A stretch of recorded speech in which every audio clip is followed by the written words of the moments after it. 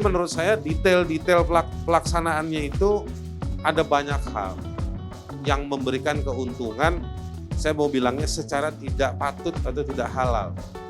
Lain. Pasir Panajam itu tanpa harus dibuatkan IKN, memang negara punya kewajiban membuat makmur orang di sana. Pertama, dari sisi hukum betul ya tadi dijelaskan bahwa sudah lama prosesnya gitu, nanti mungkin Bu Dom juga bisa menjelaskan. Tapi sebetulnya bukan sekedar formalitas sudah lama ini diproses, tetapi juga esensi dari partisipasi, yang pasti juga itu pasti bisa diperdebatkan, tetapi paling tidak kalau dilihat hari ini banyak orang yang baru tahu, lalu menolak, itu juga menunjukkan bahwa ada belum puas proses yang dijalani selama ini.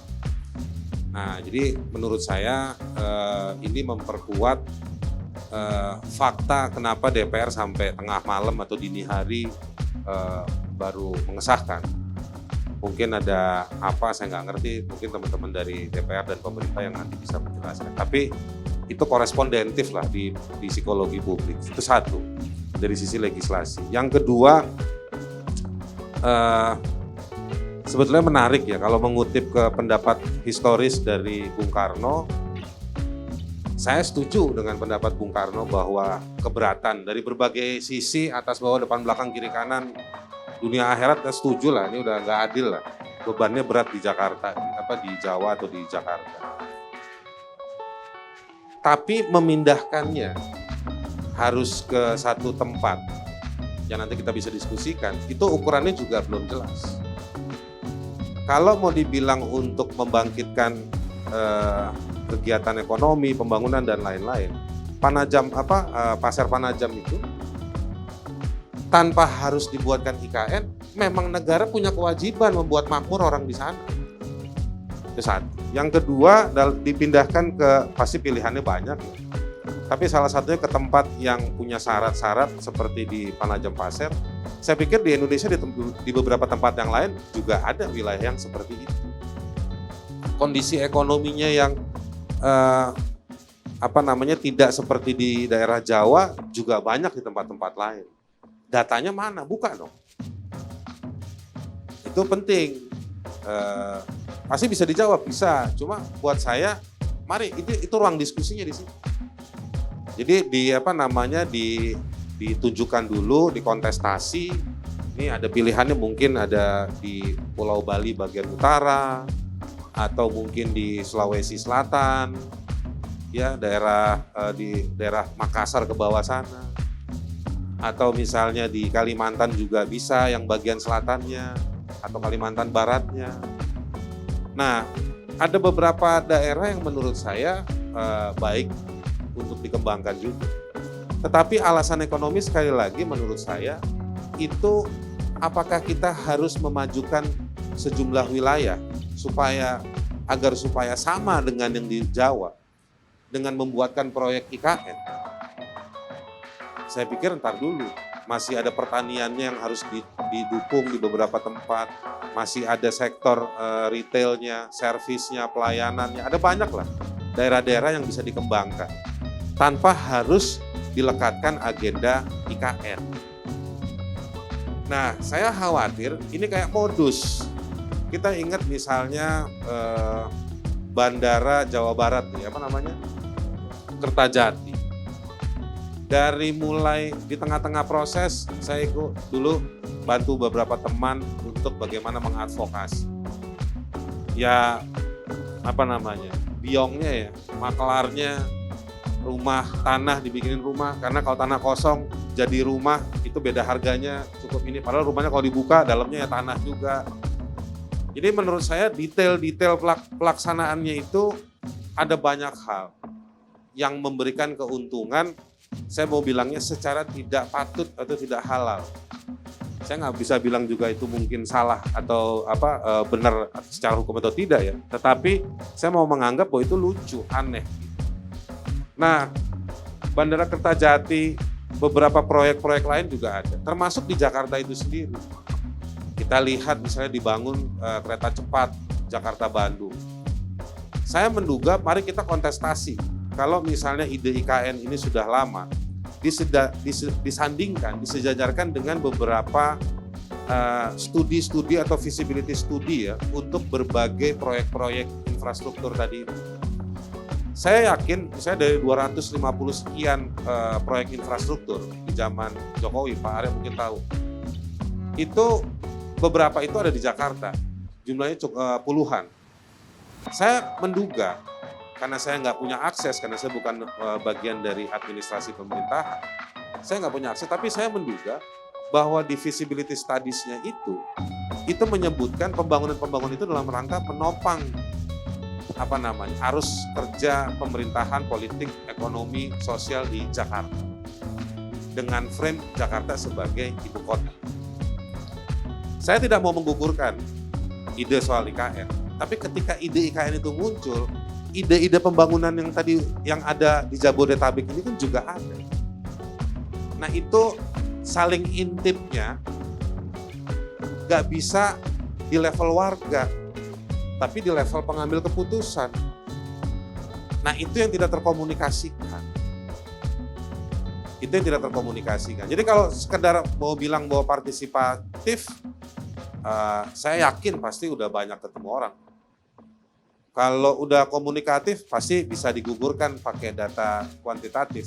Ada berapa kali pertemuan dengan siapa saja. Tetapi maksud saya secara lebih luas. Nah itu yang maksud saya berusaha menerjemahkan apa yang dimaksud dengan Bung Karno ketika kita harus Indonesia itu nggak cuma Jawa tapi lebih luas.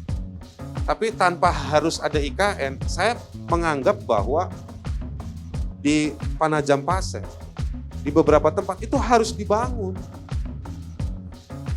Kesejahteraan itu harus terjadi di tempat-tempat itu, tapi tanpa harus ada IKN gitu. Jadi argumentasi mensejahterakan bahwa proyek IKN ini akan menstimulus kegiatan ekonomi dan pasti iya, saya kalau itu mah gampang, itu nggak perlu harus pakai program IKN. Kita mau deklarasi besok menjadi produsen nasi goreng terbesar di dunia pun akan melibatkan banyak pabrik, banyak tenaga kerja.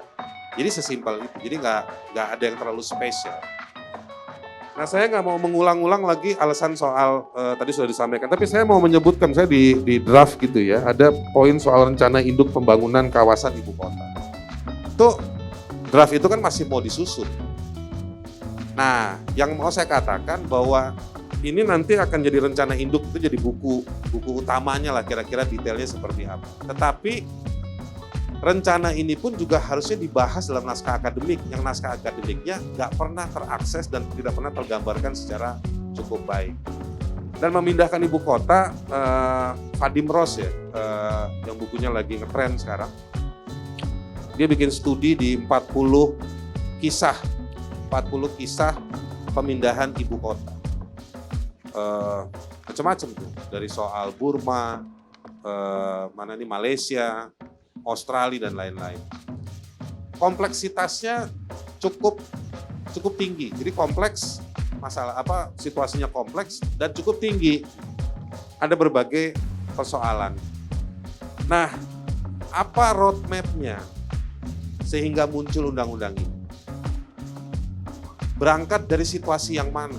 Apakah karena Jakartanya gagal? Ataukah kita mau jadi bagian dari ingin menjadi negara yang seperti apa sehingga butuh ibu kota seperti apa? Itu beberapa hal kecil yang dia sebutkan. Jadi ada yang berangkat lari dari masalah, ada yang berangkat ketika melihat sesuatu dan bahan kita tidak cukup, atau misalnya memang alasan-alasan kontekstual yang sangat bisa diperdebatkan. Kabur dari ketegangan politik, ketidakberanian menghadapi politik kalau sekarang tuh bahasanya offline. Itu ada juga situasi-situasi seperti itu, seperti di Burma, dan mereka berhasil. Lalu juga dari sisi pendanaan, tadi diperdebatkan katanya mau ada investasi di awal ketika diumumkan oleh Pak Jokowi, tapi belakangan dari APBN. Kalau saya pro-nya sama APBN. Justru saya ingin mempermasalahkan, kok boleh investasi swasta, bisnis? Bukankah dia harusnya berjenjang? Platform awal itu harusnya 100%. Di tahap berikutnya, misalnya apa namanya, let's say kabel, penyediaan sarana. Strukturnya mestinya dari pemerintah, bahwa penggunaannya digunakan oleh swasta mungkin bisa. Tapi ini soal pilihan dagang. Tapi saya menganggap bahwa jika membangun ibu kota harus mengandalkan investasi atau pendanaan dari sektor swasta menurut bahasanya undang-undang. Dalam hukum memang boleh, tetapi dari sisi integritas pemerintahan yang mencoba membangun proyek dari duit swasta, ya di mata publik jadi rendah. Dan sampai di situ clue-nya masih ada. Clue-nya adalah gunakanlah dengan duit yang ada untuk melakukan program pembangunan, bahasa gampangnya program pembangunan yang sangat korelatif dengan masyarakat di tempat lain tanpa harus ada IKN. Dan saya yakin untuk penutup awal ini, saya mau katakan bahwa Jakarta akan lowong kalau pembangunan dipergiat di daerah. Contoh misalnya di bandara hari ini saya sering ketemu teman-teman dari sektor pemerintahan. Sibuk mereka, bagus itu. Nah, itulah diskusi kita. Tulis di kolom komentar apa yang kamu pikirkan agar kita bisa mendiskusikannya lagi. Yang belum subscribe, jangan lupa subscribe dan aktifkan lonceng agar channel ini terus terbangun dan kamu menjadi yang pertama mendapatkan pemberitahuan video untuk diskusi-diskusi kita yang lebih seru lagi.